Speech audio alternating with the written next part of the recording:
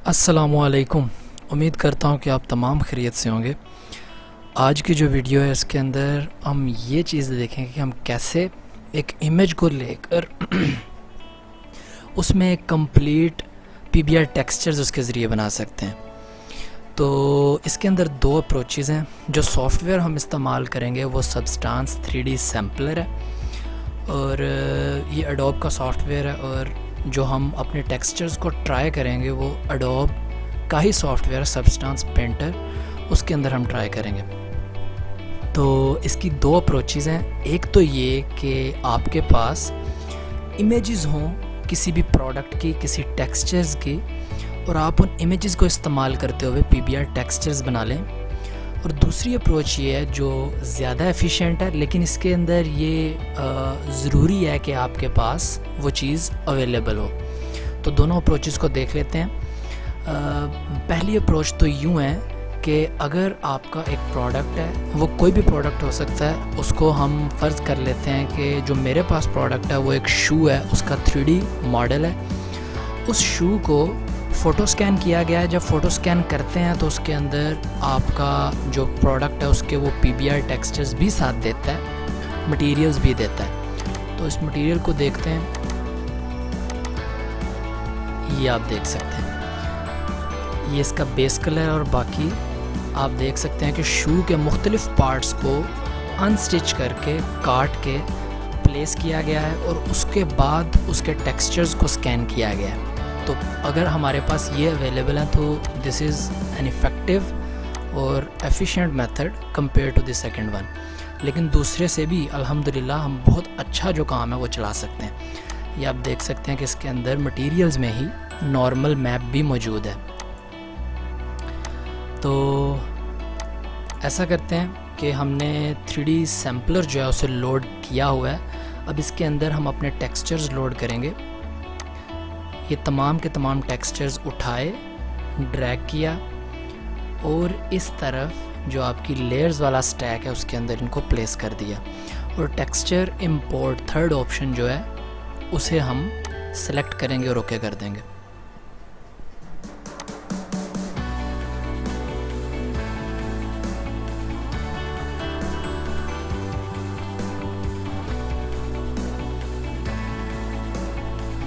ये देखें, हमारे पास टेक्सचर हमारा लोड हो चुका है। यहाँ आपके पास व्यू पोर्ट सेटिंग्स हैं और इसके अंदर आपके पास स्टाइलिंग है। स्टाइलिंग अब अभी फॉर द टाइम बिंग हम 1:1 स्केल कर लेते हैं और जो मैश है उसे हम प्लेन सेलेक्ट करेंगे। अब ऐसा है कि यहाँ आप बेस कलर में आ जाएं और इसको क्रॉप कर लेते हैं, क्योंकि ये भी टोटल इमेज है। इसके अंदर हम ये वाला जो फैब्रिक है ब्लू वाला, उसको हम उसका टेक्सचर प्रिपेयर करना चाहते हैं। तो क्रॉप के लिए ये आपके पास लेफ़्ट वाली जो आपकी बार बनी है इसमें क्रॉप का ऑप्शन है। तो ये आपने क्रॉप का ऑप्शन अप्लाई किया और जो आपकी राइट वाली विंडो है इसमें जो आपका एक रेक्टेंगल सा बन गया क्रॉप टूल, इसको आप जो पोर्शन लगता है कि हमें ज़्यादा क्लीन एंड क्लियर जो टेक्सचर है प्रोवाइड कर सकता है, आप इसे वहाँ ले जाएंगे और इसके साइज़ को आप चेंज कर सकते हैं, इसको रोटेट कर सकते हैं।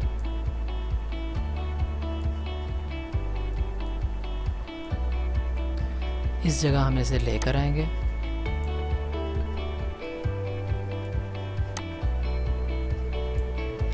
अब यहाँ आप इसे दोबारा से स्केयर भी बना सकते हैं। आपको अगर लगे कि इसका जो साइज़ है वो इरेगुलर हो गया, यहाँ स्केयर नहीं रहा।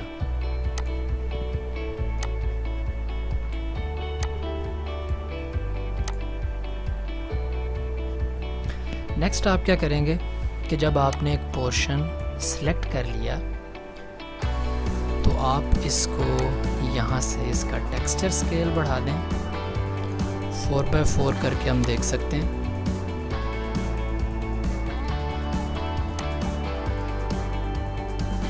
आप अगर देखें तो आप देख सकते हैं कि मुख्तलिफ पोर्शंस के अंदर लाइटिंग जो सी है वो कंसिस्टेंट नहीं है। कहीं से टेक्सचर डार्क है, कहीं से लाइटर है और इसी तरह आपकी सीम्स भी नज़र आ रही हैं।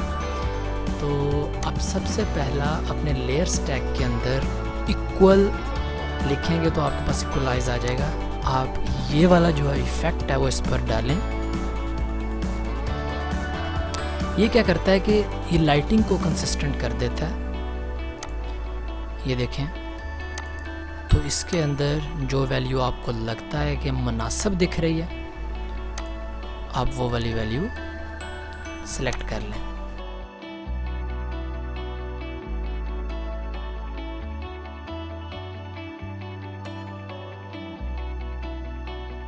फिर उसके बाद चूँकि अंदर अभी आपको लाइंस कुछ नज़र आ रही हैं जहाँ जहाँ से टेक्सचर टाइल हो रहा है, तो इन टाइल्स को ख़त्म करने के लिए आपकी लेयर स्टैक के अंदर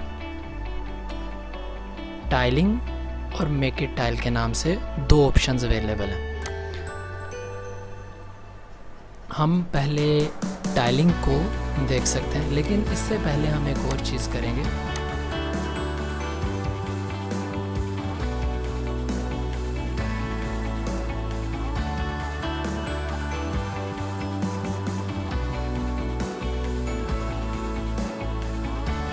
और वो ये चीज़ है कि हम इसको थोड़ा सा रोटेट करके देखते हैं कि हो सकता है कि विदाउट यूजिंग टाइल, और यहाँ टाइल को हम अगर बाद में इस्तेमाल करते हैं तो वो ज़्यादा इफेक्टिव रिज़ल्ट दे सकें। उसका क्या तरीका है कि आप इसे हल्का फुल्का रोटेट करें, यहाँ स्केल करें, और कोई ऐसा हम पॉइंट तलाश कर लें कि जहाँ हमारी सीम्स बेयरली विजिबल हों।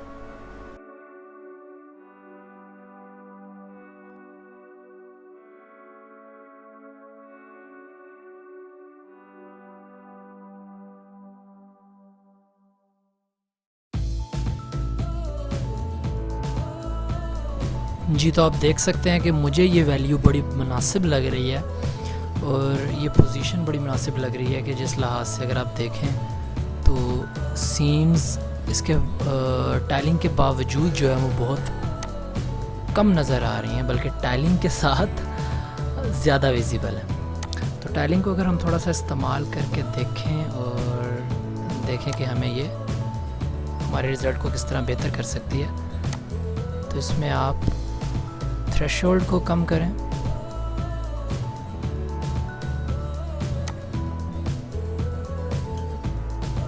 हम थ्रेशोल्ड को बढ़ाते हैं तो हमारी जो टाइलिंग है वो मज़ीद ख़राब होती है। तो आप थ्रेशोल्ड को थोड़ा कम कर लें, समथिंग राउंड अबाउट 0.1, और यहाँ से आप इसे चाहे तो थोड़ा ब्लर और स्मूथ बढ़ा दें।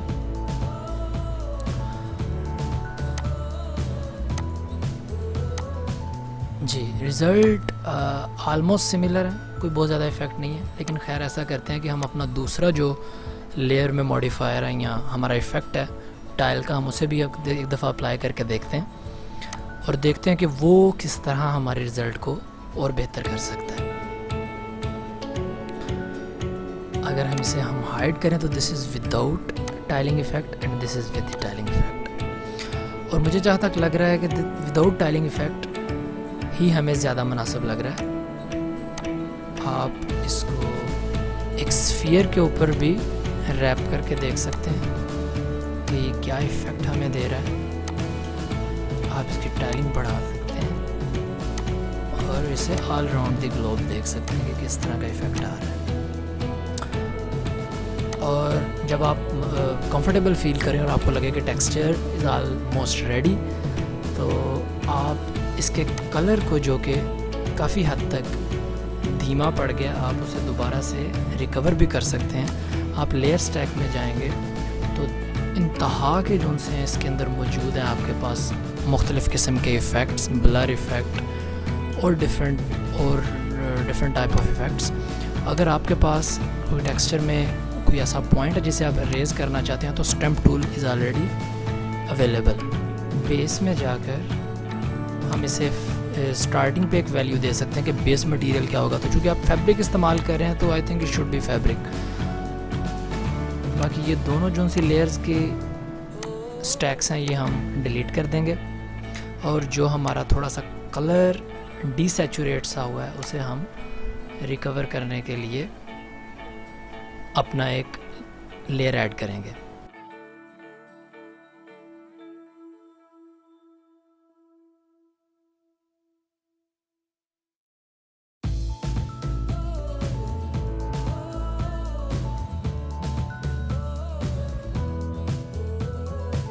वाइब्रेंस ऐड करेंगे तो इससे क्या होगा कि हमारा जो कलर है वो थोड़ा सा वापस आ जाएगा, जो कि डल हो गया था। और इसमें फर्दर आप ब्राइटनेस वगैरह या और भी कुछ 2-3 इफ़ेक्ट्स आप यूज़ करके इसको बेहतर कर सकते हैं। अब वंस आपका ये मटेरियल तैयार हो जाए तो आप इसे क्या करेंगे, यहाँ शेयर से जाकर, अगर आपके पास सबस्टांस 3D पेंटर ऑलरेडी मौजूद है, अवेलेबल है, this is the latest version by the way, और उसमें आप यहाँ क्लिक करके उसमें एक्सपोर्ट कर सकते हैं। या अगर आपके पास सबस्टांस 3D पेंटर नहीं है, कोई दूसरा वर्जन है, तो आप यहाँ मटेरियल का नेम देकर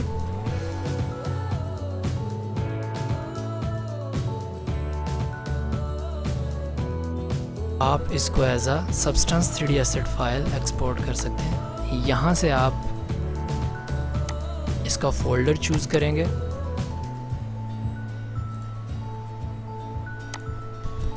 यहाँ से फोल्डर चूज़ करेंगे, इसे एक्सपोर्ट कर देंगे। हमारा टेक्सचर एक्सपोर्ट हो चुका है और उसे हम अपने फोल्डर के अंदर देख भी सकते हैं। ठीक है, अब इसके बाद दूसरा जो तरीका है हम वो देख लेंगे, फिर इसे एक साथ ट्राई करेंगे। यहाँ से जाएंगे, आप न्यू प्रोजेक्ट क्रिएट कर लेंगे और अपने इसी फोल्डर में जाकर हम रेफरेंस इमेजेस में जाते हैं। फॉर एग्जांपल अगर शू की कोई इस तरह की इमेज दी गई है तो आप उसके अंदर क्लोज कहीं जाकर, जहाँ से और जिस पोर्शन से आपको लगता है कि अच्छा टेक्सचर हम उठा सकते हैं, कंसिस्टेंट हो, ये दाग वगैरह ज़्यादा ना हो, एक जैसा टेक्सचर हो, लाइटिंग का ज़्यादा फ़र्क ना हो, वहाँ से टेक्सचर को क्रॉप कर लें। मैंने फ़ोटोशॉप में ऑलरेडी क्रॉप कर रखा है, तो इसी टेक्सचर को हम यहाँ से उठाएंगे और सबस्टांस पेंटर वाले, यहाँ सबस्टांस सैम्पलर वाले यहाँ हम लेयर वाले स्टैक में डालेंगे और import as an AI powered, given कि आपके पास NVIDIA का कार्ड है, इसमें आप ओके कर देंगे।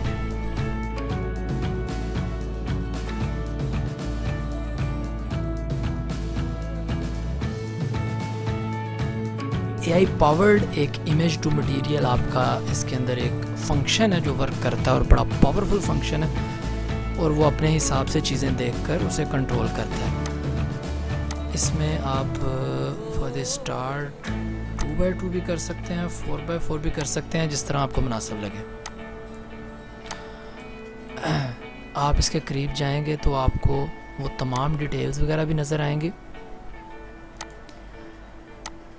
ऑल राइट, तो अब नेक्स्ट हम क्या कर सकते हैं कि अगर आप इस AI पावर्ड मॉडिफायर के अंदर जाएं तो यहाँ माइक्रो डिटेल्स हैं कुछ जो आपकी माइक्रो डिटेल्स को कंट्रोल करती हैं, गिवन कि आप जो इमेज इस्तेमाल करें वो हाई रेजोल्यूशन हो, लेकिन हम जो इमेज इस्तेमाल कर रहे थे वो बड़ी लो रेजोल्यूशन थी, लिहाजा फाइनर डिटेल्स शायद हम उस तरह करेक्ट ना कर सकें, लेकिन मीडियम डिटेल्स जैसा कि आप देख सकते हैं हम कुछ ना कुछ उसके अंदर चेंजेस कर पाएंगे और उसे कंट्रोल कर सकेंगे। लेकिन फॉर द टाइम बिंग हम इसे डिफ़ॉल्ट ही रखेंगे।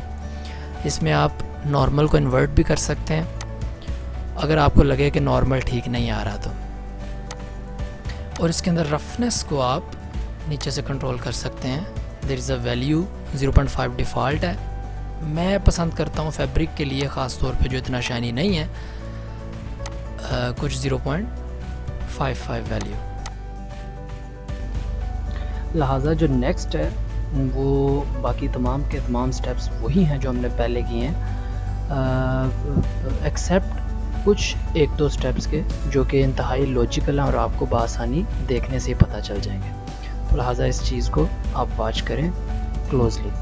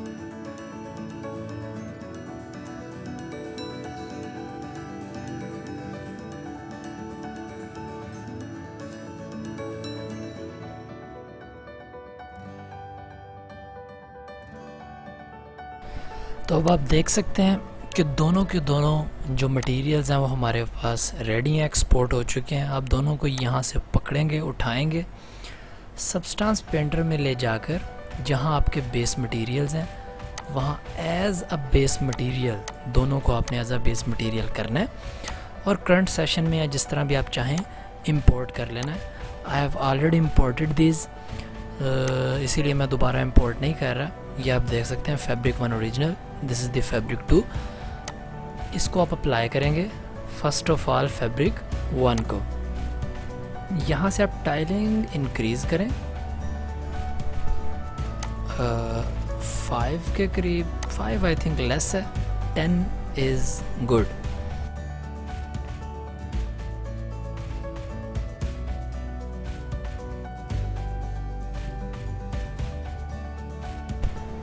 इसके नॉर्मल में जाएं तो नॉर्मल भी खैर इंटेंसिटी ज़्यादा है, और अगर आप इसकी हाइट में जाएं तो हाइट की भी इंटेंसिटी ज़्यादा है।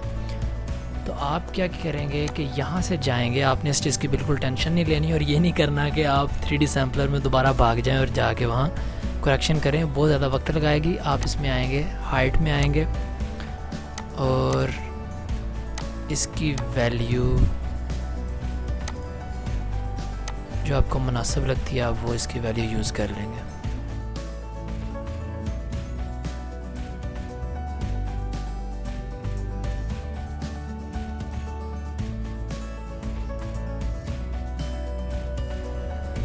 (25) तक या 30 तक, जहाँ तक आपको लगता है मुनासिब है आप उसे कर सकते हैं। देन यहाँ से हाइट को, यहाँ से आप नॉर्मल को चूज़ कर लें और यहाँ से नॉर्मल को चूज़ करके उसकी भी वैल्यू आप एक डिसाइड कर लें। मेरा ख्याल है 50 इज़ फाइन। और फिर इसके बाद आप इसे एक दफ़ा रेंडर करके चेक कर सकते हैं।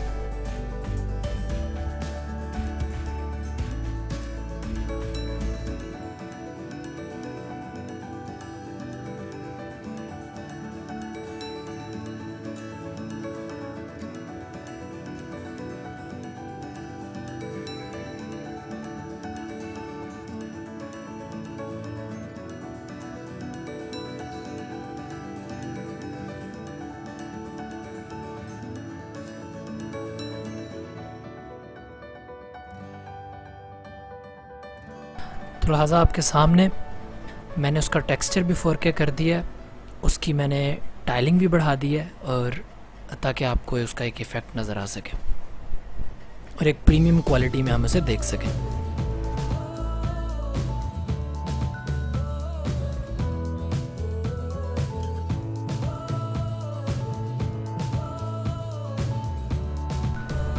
अब मेरे ख्याल से तो ये बहुत अच्छा लग रहा है texture, there are no seams, और एक वही टेक्सचर महसूस होता है जो हमारे शूज़ के ऊपर मौजूद था। लेकिन ये फर्स्ट मटेरियल है जो हमने बनाया था, जिसके लिए हमारे पास कंप्लीट के कंप्लीट मैप्स मौजूद थे। अब दूसरा चेक करते हैं जो हमने एक इमेज से बनाया है और फिर इनको कंपेयर करेंगे।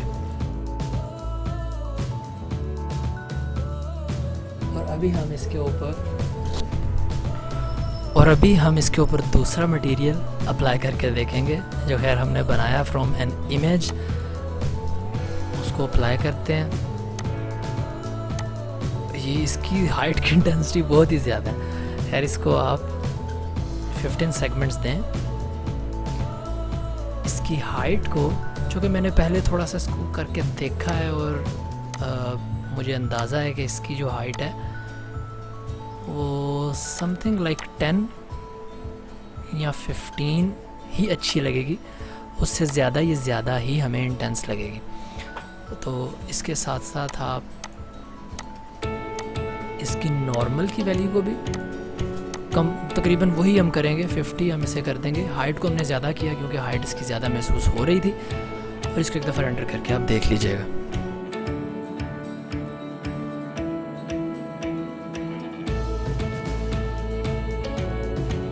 ठीक है, 4K है, तो लिहाजा आप देख सकते हैं। और दोनों के रिज़ल्ट को अगर आप कंपेयर करें, कलर का कुछ फ़र्क है जो कि करेक्ट किया जा सकता है। आप कलर की करेक्शन अभी इस मटेरियल के अंदर यहाँ भी कर सकते हैं, जो कि बहुत ज़्यादा इशू की बात नहीं है। लेकिन अगर कंपेयर किया जाए टेक्सचर को, तो जो हमने इमेज से क्रिएट किया है वो बजाते खुद बहुत अच्छा टेक्सचर निकला है। और मैं समझता हूँ कि बहुत ही ज़्यादा सेटिस्फाइंग रिज़ल्ट इसने हमें प्रोवाइड किया है, जो हमने इमेज से बनाया उसने भी। तो दोनों के दोनों तरीके बहुत अच्छे साबित हुए हैं। लेकिन इमेज की मुझे इसीलिए ज़्यादा खुशी है क्योंकि मोस्ट ऑफ द टाइम्स आपके पास सिर्फ इमेज होती है और आपके पास कंप्लीट टेक्सचर सेट मौजूद नहीं होता। तो आप उस इमेज को अगर इस्तेमाल करते हुए इतना अच्छा रिज़ल्ट ले आ सकते हैं, तो ये एक बड़ी ही इफ़ेक्टिव चीज़ है आपके वर्कफ्लो में और आपकी रेंडरिंग्स में। तो यही हमारी कंप्लीट वीडियो है, यहीं इसका इख्तिताम होता है। अपना बहुत सारा ख्याल रखिएगा, दुआ में याद रखिएगा। अगर कोई सवाल हो तो वो कमेंट सेक्शन में ज़रूर पूछिएगा।